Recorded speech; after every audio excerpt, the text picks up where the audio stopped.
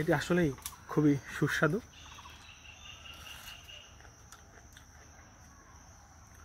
বেশ আসলেই খুবই ভালো।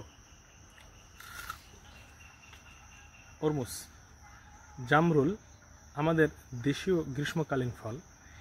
কোনো কোনো এলাকায় এর নাম তরমুজ, তবে আমাদের বরিশালের এই ফল নাম হচ্ছে লকট নামে বেশ পরিচিত।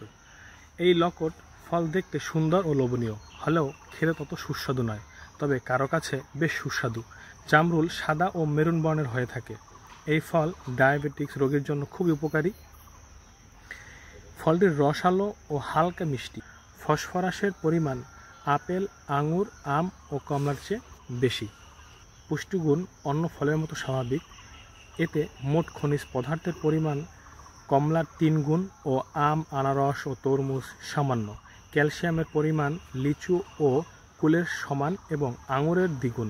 আয়রনের পরিমাণ কমলা, আঙুর, পেঁপে ও কাঁঠালের চেয়ে বেশ বেশি। তবে